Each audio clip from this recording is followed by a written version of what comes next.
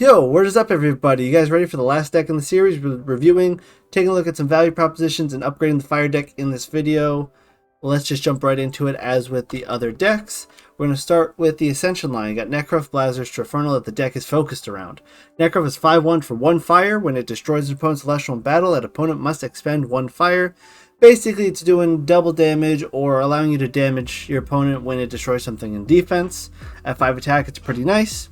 Blazers is 7/2 for 2 fire. It can attack twice during your battle phase, and if it destroys 2 Elestrals in the same battle phase, you can special run Blazers to Trifernal from your deck or hand. And then if it is your battle phase, it's good to note here that you can then attack with that Trifernal that you just specialed, allowing you to kind of attack 3 times, which is super thematic, being a 3-headed dog.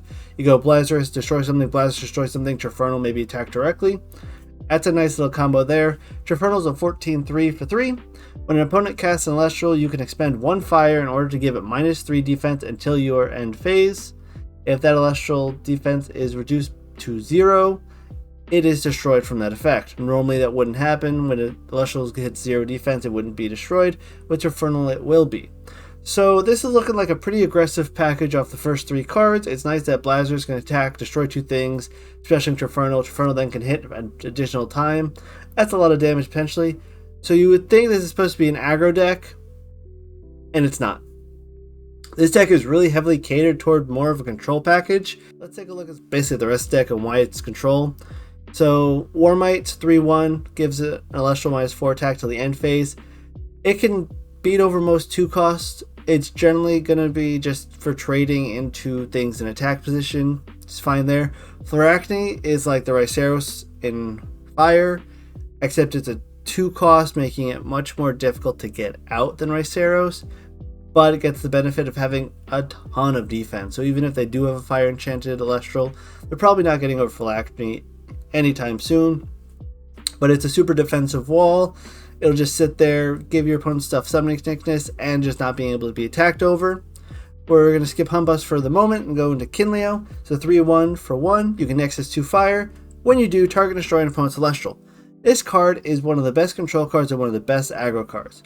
One of the best control cards because obviously you can basically for free, or rather just for moving spirits around the board, destroy Elestrals. Great for control. It's great for being aggressive because you can Nexus 2 spirits to it, destroy their only defensive card, and then attack for 3 directly with it after that. That's a pretty good effect. Combine it with like Volcanic Forge, pump its stats, pretty good. Volcaries is just a big attack beater. It's one of the only other aggro cards in this deck to go with the Necrof package.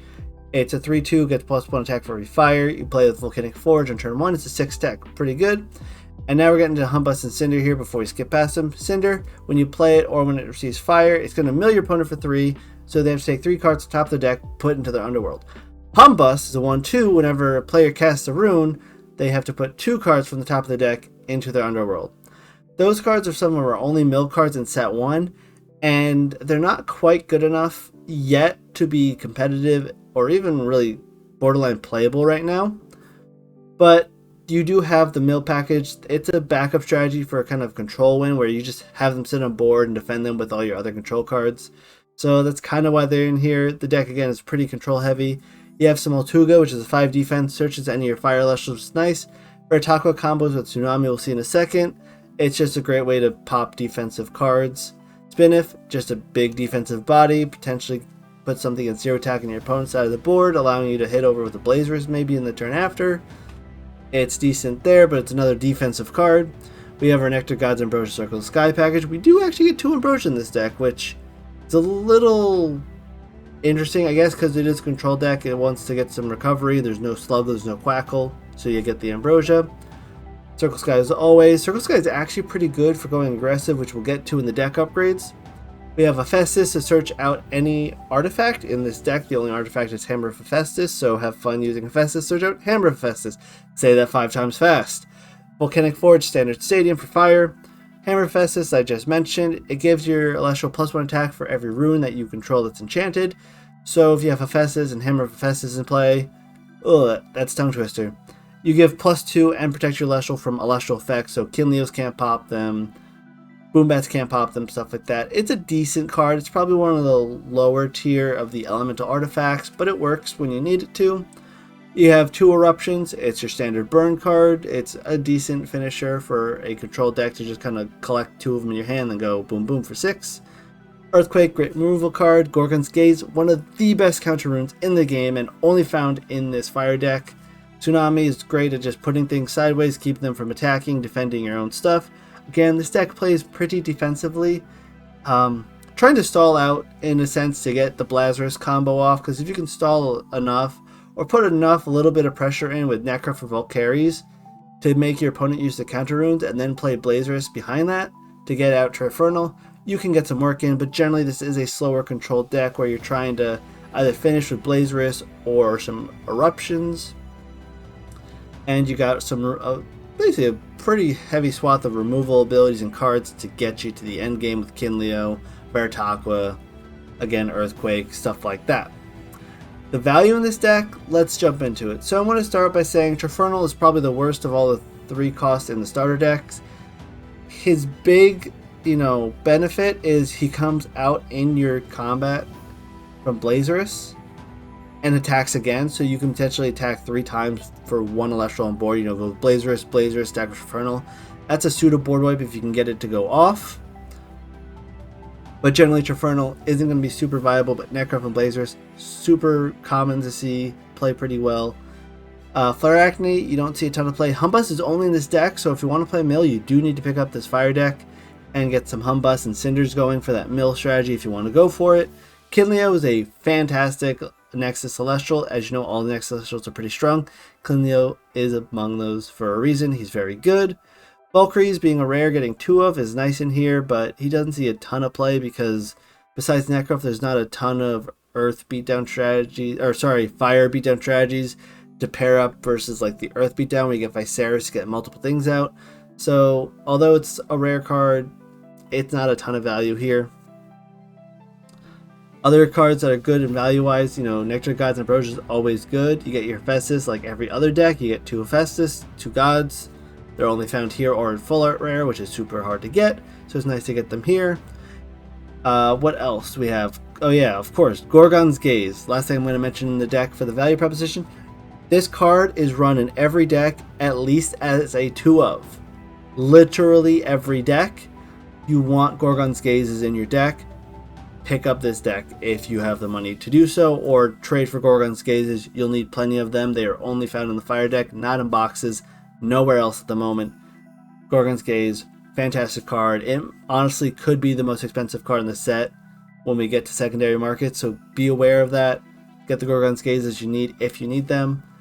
And let's just jump into the deck upgrades. Alright, so Firestarter, taking 2 Firestarter decks and mashing them together, what can we build? And the answer is we could actually go for a more aggressive deck than the control deck it was trying to make us build. So we can do a 3 Necrof, we can add a Blazers, 3 Blazers. You only ever need 1 Trifernal because we never want to draw Trifernal. We want to get Trifernal off the Blazerous attacks. Trifernal we hope is the last card in our deck and that we special it into play for a big combo at 1 turn later on in the game. 3 Kinleos because it's a great control card, great aggressive card, removal, damage, all the above. Valkyries up to 3 to go with Volcanic Forge, Necrof, aggressive, big attack bodies. Couple War Mights because we need something else in the deck, and War Might just as good at removing some bigger threats. 3 Eruptions, we're playing an aggro deck here now. Extra Eruptions, more burn cards. Hopefully you're not playing against another fire deck and they can just counter the Eruptions with Fire Spirits, but Eruption otherwise, great burn card. Only 2 Volcanic Forges, we don't need a ton with the deck. We have a lot of really good stats regardless. We have 3 Hephaestus, mostly for Kinleo, but also we're sneaking in the 3 Hephaestus and 2 Circle of the Skies, because we could potentially, if our opponent's board is open, Nexus to Blazarus and attack for 10. Or attack for 4, attack for just a lot, right? So if your opponent has 2 Elestrals in play and no back row left, and you can get a Blazarus into play, that's at 2. You play Hephaestus, use Circle to put 2 Spirits from Hephaestus onto Blazarus, Blazarus being at 4. Then you can attack those 2 Elestrals for maybe some damage if they're in attack position, and then special out your Trifernal with now 5 Spirits and then attack them directly for even more damage. It's a huge swingy play, and it's options. We also have tons of cards that stick on board, so Circle Sky will help us move stuff around, draw some extra cards, keep Valkyries big, stuff like that. So we can justify 3 Hephaestus by playing those 2 circles with the rest of the deck. Veritaqua is great with Tsunami, and it's great at clearing out lots of early defensive Elestrals like Spinosect or Astrabbit, Foamy, stuff like that. So playing Veritaqua here is just decent. Potential early defense wall breakers before we go aggressive. Smaltuga searches out most of our core cards in the deck, so we're playing 2 Smaltuga still, even though it is a defensive card. 2 Earthquakes, 2 Hammer of Hephaestus. The Earthquakes are there just for extra removal. You never know when something might come up that you need to destroy, like a Ryceris to start getting in over. 2 Gorgon's Gates, because why not Gorgon's Gates? It's a great card. Nectar Gods, Tsunamis, consistency, defense, and you get the Ambrosia just to heal up a bit, right? So that's a Fire X2. When we go to the Fire Cross starter box, I'm keeping the same strategy, and the big addition to that strategy is I'm putting in 3 Helios Chariot Rides, because with the previous strategy without Helios, right, we're waiting for our opponent to get to an empty board, or maybe just kind of aggressive them out of their back row until they get open. With Helios Chariot Ride, we can set it on turn 1 with, say, a Necruff in attack position, and then on turn 2, we pop Helios Chariot Ride, play the Blazers, and start swinging for basically uncontested, because they can no longer use the counter runes. That's the main change I put in this deck. To fit the Helios Chariot Ride, we did drop Hephaestus and the War Mites. And that's the starter deck across the box, and the spirits are the same as starter deck times 2. This is where I normally go into what happens if you bought all 5 starter decks, but being that this is the last deck upgrade video, we've kind of already seen all the ideas and what we're doing here. So if you want ideas of what you can do with 5 starter decks and the Fire deck, I would suggest take a look at the Thunder deck review and look at the Thunder times 5 starter decks. The Thunder plus Fire Burn deck has a lot of potential, so mashing up Thunder and Fire together is looking pretty good. And then you can also take a look at the Majesty upgrade video. You can see what you can do if you add some Krakatugas to the deck, possibly, with Eruptions, stuff like that. So that's the end of the video, pretty much. I'm just going to say thanks for sticking out for these 5 episodes. We'll get back to normal-ish content as we go on. And the Kickstarter stuff's about to drop, so we're going to have our cards soon, and we'll go from there. I hope these deck videos and such helped you. If they did, and you're still here and you watch all 5 videos, I'd appreciate it if you like, subscribe if you haven't, throw a comment, help me out with the algorithm. I'll see you guys in the next video. You guys have a great one. Peace.